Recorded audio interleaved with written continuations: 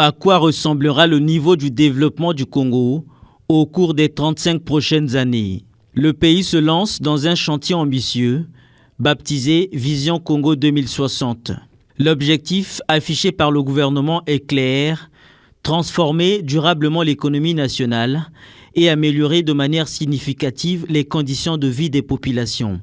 Pour y parvenir, un diagnostic approfondi de l'économie congolaise a été réalisé par le cabinet KPMG. Cette analyse vise à identifier les forces et les faiblesses du tissu économique national afin d'orienter plus efficacement les politiques publiques. Ce jour-là, cadres des ministères, opérateurs économiques, cadres du secteur privé ainsi que des partenaires techniques et financiers de l'État sont réunis pour examiner ce document au cours de cet atelier ouvert par le ministre de l'Économie, du Plan et de l'Intégration régionale Ludovic Ngatié. Le monde dans lequel nous évoluons est marqué par des mutations profondes, rapides et parfois imprévisibles. Dans un tel contexte, les nations qui réussissent sont celles qui savent se projeter dans le long terme, anticiper les changements et structurer leur action autour d'une vision claire et partagée. Notre pays, au fil des décennies, a engagé plusieurs exercices de planification. Des programmes d'ajustement structurel au plan nationaux de développement couvrant les périodes 2012-2016, 2018-2022 et 2022-2026, des efforts importants ont ainsi été consentis. Cependant, force est de constater que ces instruments qui ont permis de transformer notre pays n'ont pas encore été adossés d'une vision à long terme formalisée, suffisamment explicite et structurée. Cette situation a parfois limité la cohérence de notre action publique, tant dans sa conception que dans sa mise en œuvre.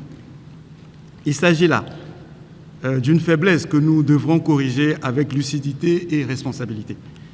C'est dans cette perspective que le gouvernement, sous la très haute impulsion de son Excellence, M. Denis Sassou Nguesso, le président de la République, chef de l'État, et sous la coordination de M. le Premier ministre, chef du gouvernement, Anatole Coliné Makosso, a engagé l'élaboration et la mise en œuvre du plan Congo 2060 ou Vision Congo 2060.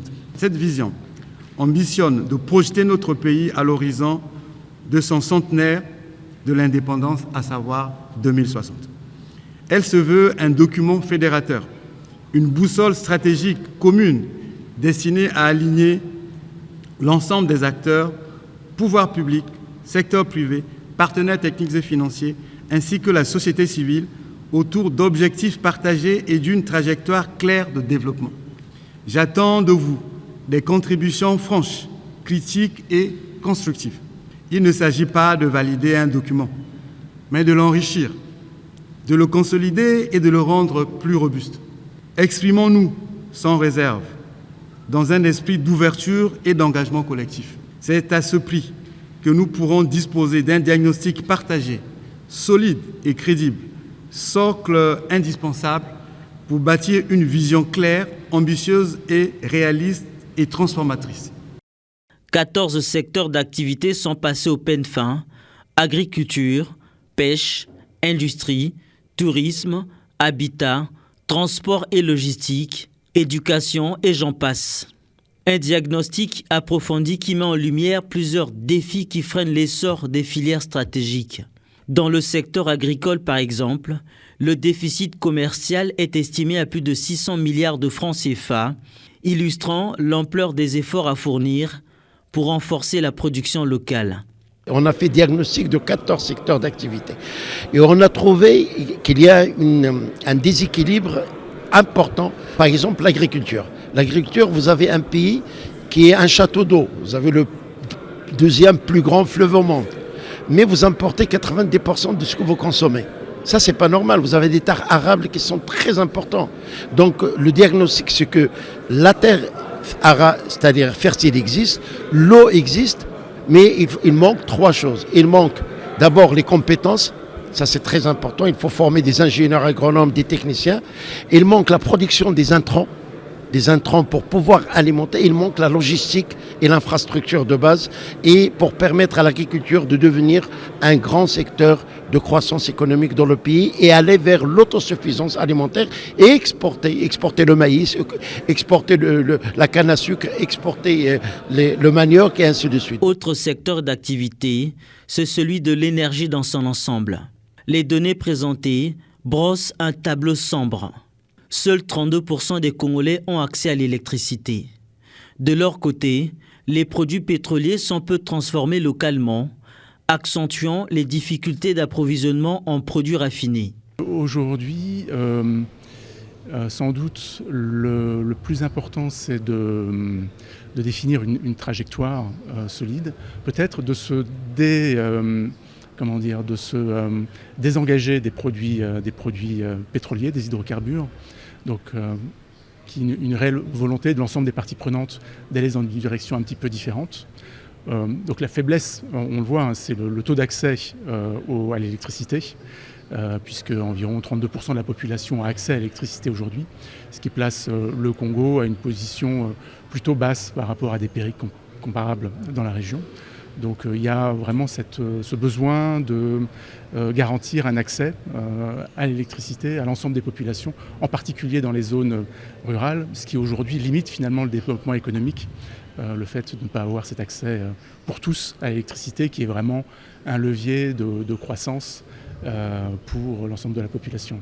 Et sur le pétrole en particulier, quelle faiblesse alors, aujourd'hui, vous avez des gisements qui sont exploités essentiellement offshore. Un certain nombre de ces gisements sont toujours en cours d'attribution pour une exploitation réelle du gisement. Il y a des gisements potentiels onshore dans différentes régions, plutôt dans la partie est du Congo et vers le nord. Il y a un déficit d'exploration, vraiment de moyens que l'on peut se donner pour confirmer le potentiel de ces gisements onshore. Une autre faiblesse que l'on voit, c'est peut-être dans les capacités de transformation des produits pétroliers au Congo.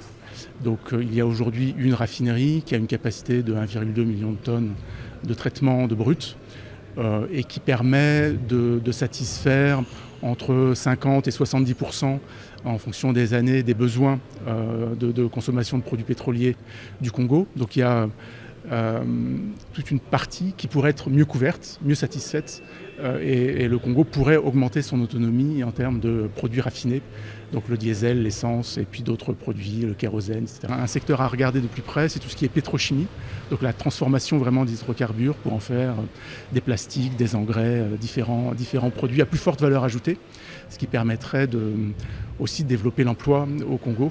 Les autres secteurs d'activité, à l'instar des services financiers, de la santé, ainsi que des NTIC, n'échappent pas au même constat amer. Écosystème d'innovation limité, à peine 13% du réseau routier national bitumé, insuffisance des dépenses de l'État dans la santé, frilosité du système bancaire.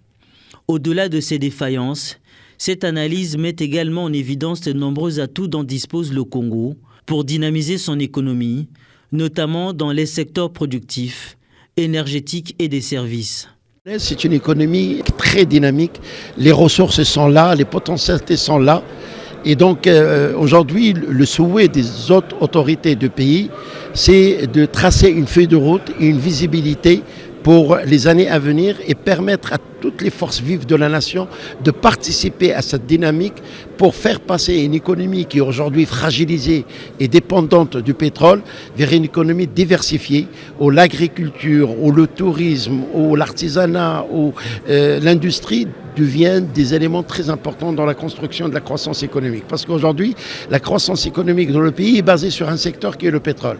Or, demain, il faut multiplier les sources de croissance économique pour permettre aux jeunes d'accéder au travail et pour permettre à la population d'avoir un bien-être et un pouvoir d'achat très important. Ce qui frappe d'entrée de jeu quand on s'intéresse à la situation énergétique du Congo, c'est l'ampleur des richesses énergétiques dont dispose le Congo, que ce soit sur les produits pétroliers, donc pétrole, gaz, et puis sur les ressources naturelles, on va dire, l'hydraulique, le solaire, qui sont des atouts extrêmement importants dans la perspective effectivement d'une vision que l'on veut donner à horizon 2060, puisque d'ici à 2060, on le sent bien, hein, il va y avoir une bascule entre les énergies carbonées et les énergies décarbonées, et un impératif vraiment d'aller progressivement vers des énergies vertes, des énergies propres qui permettront et qui permettent déjà de constituer un mix énergétique tout à fait intéressant pour le Congo, compte tenu du potentiel que l'on observe sur le terrain. Durant 2 jours, des débats ont été intenses. Des acteurs venus des secteurs concernés ont enrichi ce document par des observations et des contributions. À travers cet exercice, l'objectif est de se doter d'un texte robuste, capable d'orienter le gouvernement vers une trajectoire claire d'un développement inclusif, répondant aux aspirations de tous. On ne peut plus prétendre développer notre pays sans s'appuyer sur la logistique.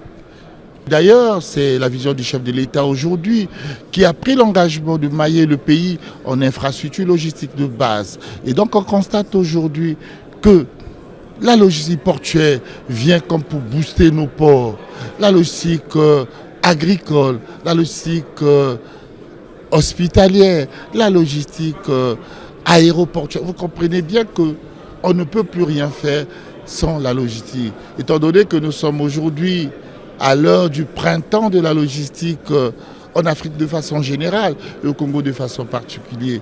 Donc le développement aujourd'hui d'un pays passe par le développement de la logistique. L'extension de nos ports, la mécanisation, sinon la mutation de nos ports vers les ports intelligents, l'amélioration de nos corridors, le corridor 13, ce corridor très stratégique pour le chef de l'État, ce corridor qui prend la source depuis Pointe-Noire, Brazzaville, Oyo, Obuya, Ouessou, avec bien entendu l'extension vers la RCA, l'extension vers finalement le Cameroun. À l'issue des travaux, Ludovic Ngatié s'est félicité des résultats auxquels sont parvenus les participants. Par ailleurs, il les a encouragés à se mobiliser davantage pour la suite du processus. Les discussions ont été franches et constructives. Elles ont permis de confirmer, d'ajuster et de renforcer les diagnostics sectoriels présentés, consolidant ainsi notre compréhension commune des réalités, des opportunités et des défis à relever par notre pays pour accélérer sa marche vers le développement, comme nous y invite le projet de société de son Excellence Denis Sassou Nguesso, président de la République, chef de l'État, plébiscité par les Congolais lors du scrutin du 15 mars 2026. Je voudrais saluer l'esprit de collaboration qui a prévalu tout au long des travaux, ainsi que la contribution de l'ensemble des parties prenantes. Je tiens également à remercier le cabinet KPMG pour la qualité du travail présenté, la clarté des analyses et la bonne conduite des échanges.